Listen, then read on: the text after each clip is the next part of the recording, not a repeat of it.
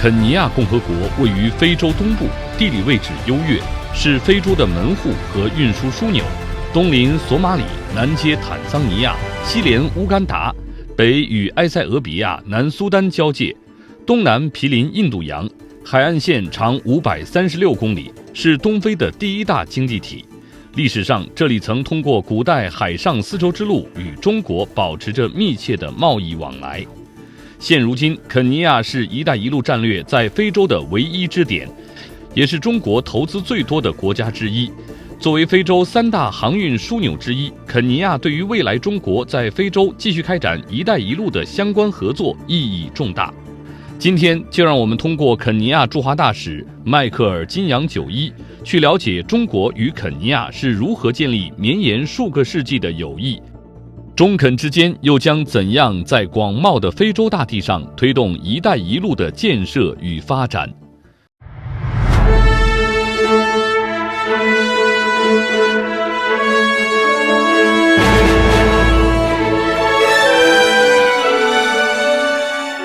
早在600多年前，我国著名航海家郑和率船队西下西洋，跨越了30多个国家，到达了现如今肯尼亚的马林迪和蒙巴萨。当时的肯尼亚与中国通过这条壮丽的海上丝绸之路开始了贸易往来，基于此，两国文化也有了初步的交流。正是这样长久的联系，让中国在1963年12月14日肯尼亚独立后的第3天就宣布与肯尼亚建立了外交关系。自建交以来，中国与肯尼亚联系日益密切。2017年5月，中肯合作中最大的基建项目工程蒙内铁路已正式通车。这条铁路为当地人民创造了近5万个工作岗位。China and Kenya enjoy very warm and cordial relations. And the relations between Kenya and China can be traced more than 600 years ago, during actually the Ming Dynasty, when the famous Chinese admiral and explorer Zhong He made his expeditions which took him to the east coast of Kenya. So it is just a repetition of history that the Belt and Road Initiative is actually predicated or based on the ancient Silk Road, because this is also the source of the Kenya-China relations. So we have that history between Kenya and China, which dates so many years ago. And it is also during that time that the first exchange of goods between what is now Kenya and China was experienced. We have actually in our museums in the east coast of Kenya some of the Chinese artifacts like Chinaware and other products that came from China during that time. At the same time, I'm sure you must have read the stories when Zhong He also came back to China with some Kenyan, for example, he came with giraffes, which when I read the history in the Ming Dynasty, which really excited everybody in China so many years ago. So basically, the Asian Silk Road has a lot of bearing on the current Kenya and China relations. I would say during the ancient Silk Road, of course, at that time, the people from Kenya came to learn about China. This was, of course, through the products that were exchanged at that time. Facts like Chinese coins, there was the Chinese silk, there was Chinaware, and a number of Chinese cultural artifacts. So that was a very important way of promoting cultural understanding even at very ancient times. The relations between Kenya and China has grown tremendously, particularly in the last few years. Kenya and China established diplomatic relations just 2 days after Kenya's independence. On the 14th of December 1963, we are celebrating 55 years of Kenya-China relations in December this year. The relations have grown to an assumed unprecedented levels. China is currently actually the largest trading partner for Kenya. It is one of the major development partners for Kenya. It is also one of the largest source of investment in Kenya. We have collaboration that touches on virtually all sectors, economic and social life. We have, for example, very good collaboration on the development of infrastructure. We have collaborated on China in many areas, like the development of our energy resources. We are on the side of cultural cooperation, people's exchanges. We have very good relations. We have currently in China more than 500 Kenyan students who are studying on full Chinese government scholarship in all fields of study across universities in all provinces in China. On the other hand, we have now 4 Confucius Institutes in 4 universities in Kenya, which are teaching Chinese language and Chinese culture. We have more and more Chinese people visiting Kenya. We have more and more Kenyan people actually visiting China. We have very many Chinese companies operating in Kenya. So basically our relations have grown and has touched all aspects of our life. We have very good political cooperation.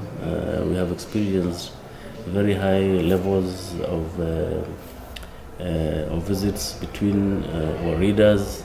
He also was one of the only 2 African heads of state and government who attended the Belt and Road Initiative Forum on International Cooperation in May last year. In the year 2014, in May, the Chinese Premier, His Excellency Li Keqiang, visited Kenya during his trip visit to Africa. We've had very many, also very high-level Chinese visitors going to Kenya. Almost many of our ministers or cabinet secretaries have visited Kenya.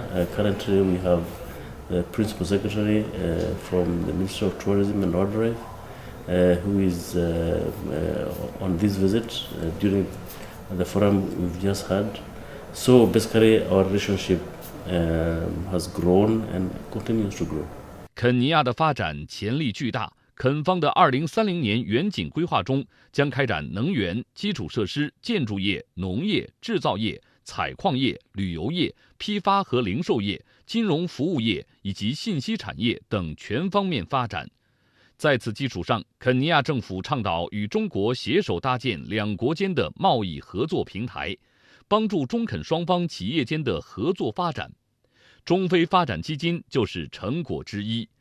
In terms of in the business area, we also have very good collaboration with China.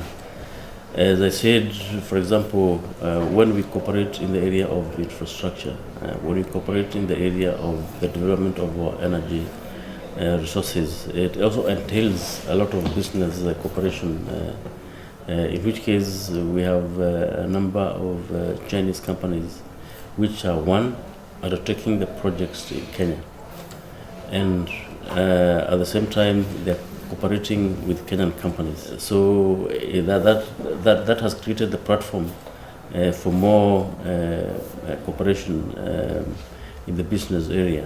For example, on the Sarat Gauge Railway, where Also using, let's say, Chinese locomotives and train passenger cars and cargo passenger. So that has created the cooperation between now Kenyan companies and also Chinese companies. In the area of energy, we have a lot of Chinese companies which are, for example, developing our energy resources, be it geothermal or solar power or wind power. Then we have Kenyan companies which are involved in this project. Because once, for example, you produce power, you still have to evacuate the power and transmit it. So we have companies, for example, in the construction of power stations, transmission lines. And because there is always a local content in all these projects and undertakings, it has created a very good, I think, platform for cooperation between Kenya and Chinese companies. Again, in our economic cooperation, we are encouraging the establishment of joint ventures between Chinese enterprises and Kenyan enterprises. We also have actually, some Chinese financial institutions, like for example the China Africa Development Fund, which is also supporting joint ventures between Chinese companies and Chinese and Kenyan companies which are taking a joint investment and ventures. So we do have a lot of cooperation in the economic field in that sense. 肯尼亚独特的区位优势和风俗文化，为它带来了得天独厚的旅游资源、温暖而不炎热的气候、世界上最大的国家公园、绵软的沙滩、丰美的水草、壮丽的河谷以及野生动物巡游胜地等，让游客流连忘返。因此，很多去游玩的华人被其美景吸引，选择在肯尼亚定居。为了在进一步发展旅游业的同时保护生态环境，中肯两国积极开展洽谈合作。2018年4月11日，肯尼亚旅游与野生生物部常务副部长玛格丽特、肯尼亚驻华大使迈克尔金扬九一在北京参加了"一带一路"中肯投资与旅游合作洽谈会，并在会上针对野生动物保护方面的合作与中方企业代表进行了深入交流。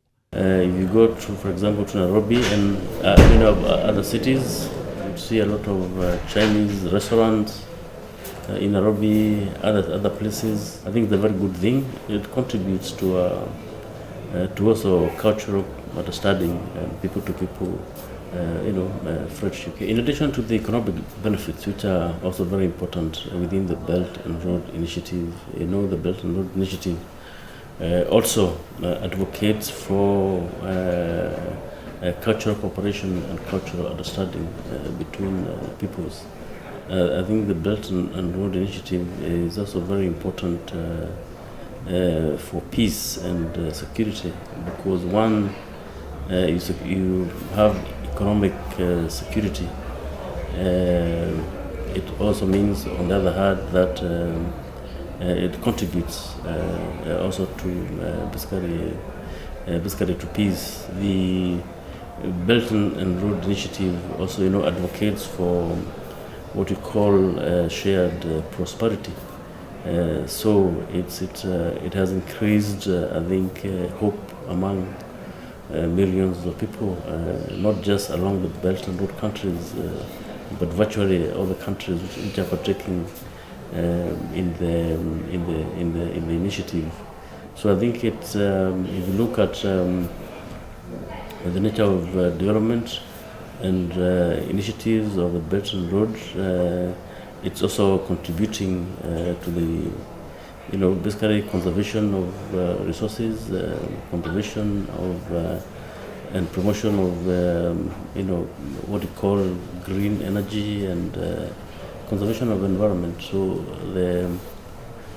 the benefits of the Belt and Road Initiative are wide and are reaching benefits. I think there are a lot of prospects for the Belt and Road Initiative. I think the Belt and Road Initiative has become one of the most important multilateral economic initiatives in the whole world, and because it advocates for what is called shared prosperity between countries and peoples, it resonates very well with the developmental aspirations for billions of people.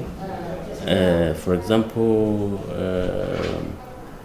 it does resonate very well with what we call the Agenda 23 for Africa's development, which seeks to promote infrastructure connectivity within Africa. It seeks to remove trade barriers. It seeks to promote more financial integration. In that way, there are a lot of prospects for the Belt and Road Initiative. I think it does resonate and have very many answers for a lot of problems currently facing the world in terms of developmental needs. Initiative in its entirety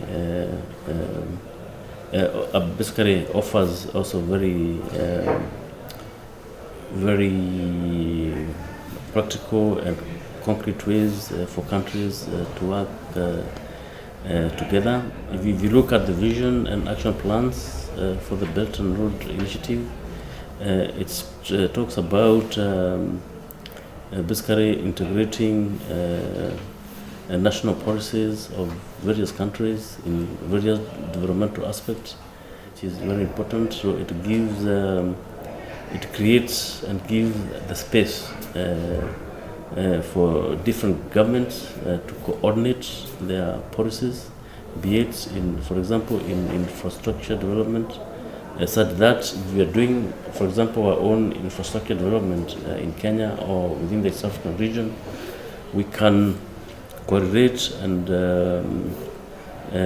coordinate this with other infrastructure developments taking places in other countries of Belt and Road, and see how we can link this up in order to promote not just regional connectivity, but also connectivity between different regions in the world.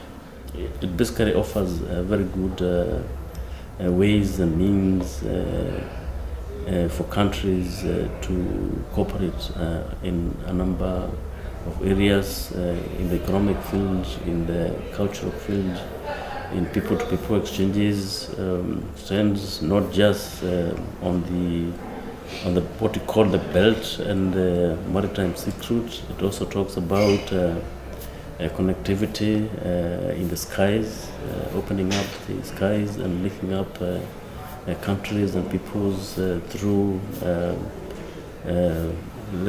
open skies. It talks about connectivity not just along the roads and belts and the skies, but also within the information infrastructure.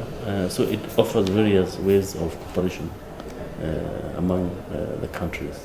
一带一路是促进共同发展、实现共同繁荣的合作共赢之路，是增进理解信任、加强全方位交流的和平友谊之路。中肯两国以“一带一路”倡议为平台，开展了密切的经济贸易往来。与此同时，中肯人民之间的文化交流也愈发频繁。时任中国驻肯尼亚大使刘光源曾说，得益于两国政府的努力，中肯签署了一系列合作协议，内容囊括了文化、教育、考古、体育、卫生、科学等等。中国各大院校积极响应政策，提供奖学金和优惠措施，吸引非洲的优秀人才来华学习。肯尼亚越来越多的中资公司到来，让当地汉语人才供不应求。这样的形势为解决中肯文化交流的最大障碍语言问题提供了解决途径。Let me say that Kenya is a very welcoming country. The people of Kenya are very warm and very friendly. And actually many people who visit Kenya, for example, I know myself many people who have gone to work, for example, in the many international institutions in Kenya or in many of the multinational companies in Kenya. Most of them actually end up remaining and staying in Kenya because of the nature of the country. We have very good tropical climate. Weather is extremely good. It's summer every day in Kenya. As you've heard during our presentation, we have some of the best national parks in the world, and we have some of the best beaches at the Indian Ocean. As you know, Kenya, we are also a major agricultural country. The Kenyan cuisine and food and everything is very enticing and also affordable.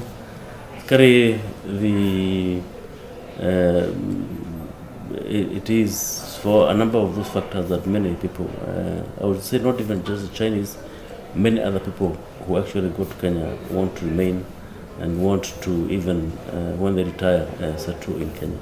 Very welcoming, and we welcome more Chinese to come and visit and stay in Kenya. So we hope that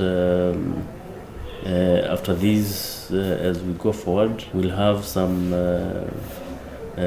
more Chinese investors visiting Kenya and establishing, some business links in our tourism, in our hospitality, and industry.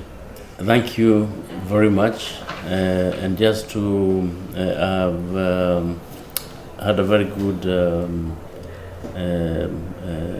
discussion on the Belt and Road Initiative. We in Kenya have embraced entirely the Belt and Road Initiative because we believe the Belt and Road Initiative offers vast opportunities for more cooperation between Kenya and China, and also between China and the entire African continent.